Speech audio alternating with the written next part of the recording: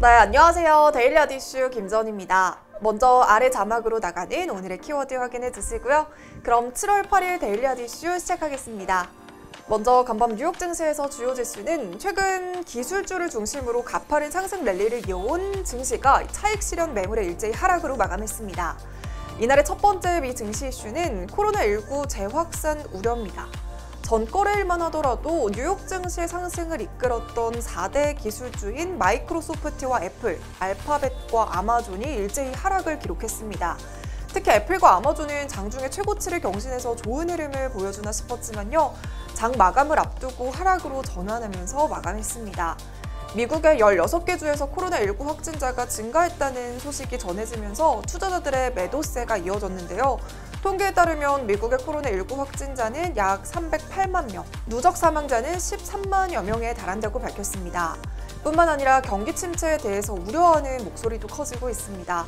경제협력개발기구에서는 올해 회원국 실업률이 1930년대 대공황 이후의 최악인 9.4%를 기록할 것으로 예상을 하고 있고요.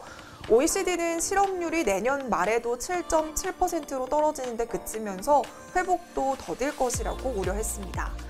이처럼 코로나19 확산과 경제 상황에 대한 부정적인 전망이 함께 부각이 되면서 위험 자산을 비롯한 투자 심리가 후퇴하는 모습을 보였습니다.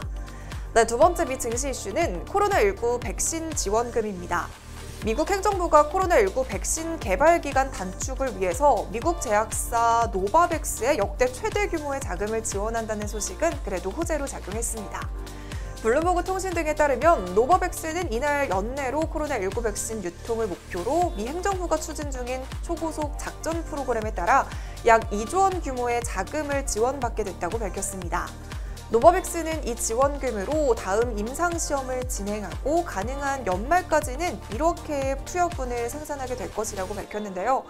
이에 따라 노바백스는 이르면 올 가을 안에 마지막 임상 단계인 3상에 들어갈 전망입니다.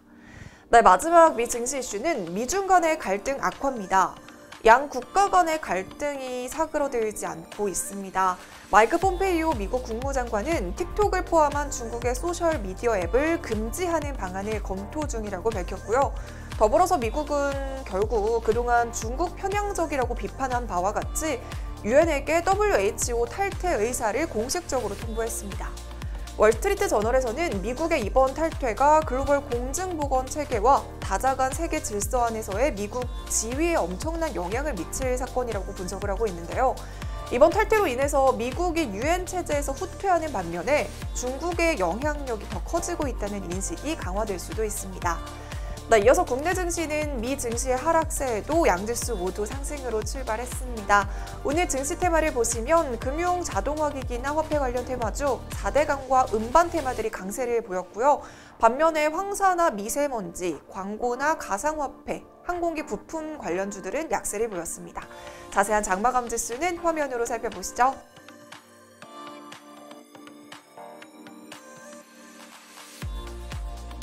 네, 이어서 다음은 국내 경제 이슈입니다. 오늘의 국내 경제 이슈는 나라의 재정 적자가 커지고 있다는 소식입니다. 올 들어서 5월까지 국세가 지난해 같은 기간보다 21조 원 이상 덜 거쳤습니다. 하지만 코로나19로 인한 재난지원금 등을 포함해서 중앙정부의 지출은 25조 원가량 늘어났는데요. 이렇게 세금은 덜 거치고 지출은 증가하다 보니까 재정 적자의 규모도 커지고 있습니다. 7일 기획재정부가 내놓은 재정동향 7월호에 따르면 5월 국세 수입은 17조 6천억 원에 그쳤는데요. 전년 동기 대비 41% 줄어들면서 역대 최대 감소폭을 기록했습니다. 올 1월에는 1조 7천억 원이었던 재정 적자는 3월에는 55조 3천억 원, 5월에는 결국 77조 9천억 원까지 불어났는데요. 올해 상반기가 지나지도 않은 이 시점에서 이미 역대 최대였던 지난해 연간 적자 규모를 훨씬 넘어섰습니다. 코로나19 확산이 계속되고 있어서 하반기에도 내수가 살아나기는 어려운 상황인 만큼 올해 내내 세수 부진이 계속돼서 지난해 대비 20조 원 넘게 감소할 것으로 전망되고 있습니다. 네, 그럼 본격적으로 오늘의 종목 살펴보겠습니다. 과연 어떤 이슈들이 있었을까요?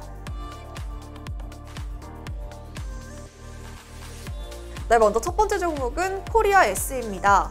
정세균 국무총리의 지하고속도로를 개발해서 상부 녹지 공간 조성을 한다는 발언에 특수건설 관련주인 코리안 SE가 오늘 상한가를 기록했습니다. 여기서 지하고속도로란 지상에는 공원이나 녹지 등을 만들고 지하에 터널 형태로 고속도로를 만드는 것을 의미하고 있는데요. 정 총리는 7일인 어제 경부고속도로 개통 50주년 제29회 도로의 날 기념식에서 미세먼지를 수집하고 대기 오염물질을 스스로 분해하는 친환경 도로를 만들겠다는 내용을 담아서 축사를 했습니다.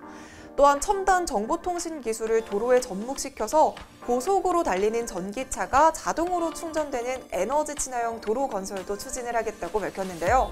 구체적인 내용으로는 싱크홀과 도로 노후화를 개선하고 빅데이터 분석을 통한 사고 다발도로 개선, 대도시와 지방 간의 도로 양극화 해소 등을 언급하면서 정부 추진 과업으로 제시를 했습니다. 언론에 따르면 현재 국토부가 연구 용역을 통해서 지하 고속도로 구상과 관련해서 경제성과 기술적인 현실성을 따져보고 있는 상황이라서 지하 고속도로 관련 연구 용역의 결과는 이르면 올 연말에 나올 것으로 알려졌습니다. 네, 이런 소식에 특수건설 관련주인 코리아 SE가 오늘 강세를 보였는데요.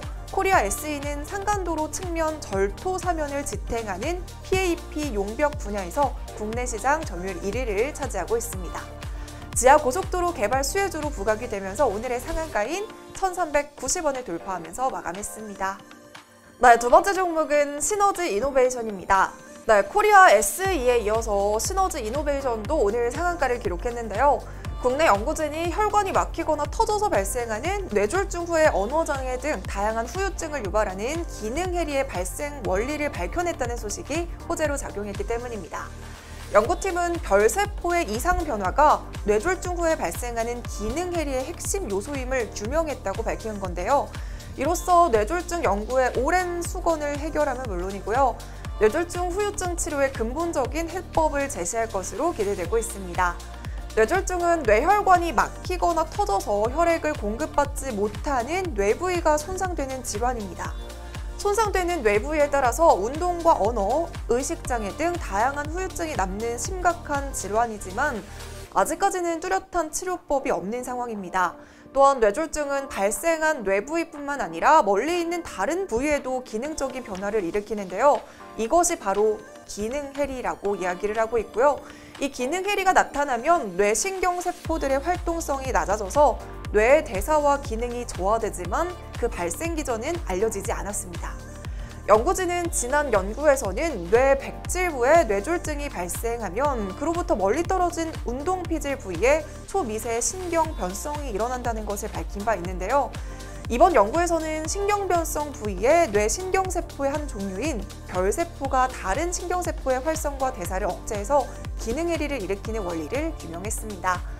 네, 이 소식에 오늘 시너지 이노베이션 장 초반부터 상승폭을 확대했는데요. 장 초반에 이미 상한가에 직행을 하면서 오늘의 고점인 2,155원으로 고점을 형성하면서 마감했습니다. 네, 이렇게 오늘은 코리아 SE와 시너지 이노베이션 소식으로 데일리 이슈 마무리하겠습니다. 네, 오늘도 시청해주신 모든 분들 고맙습니다.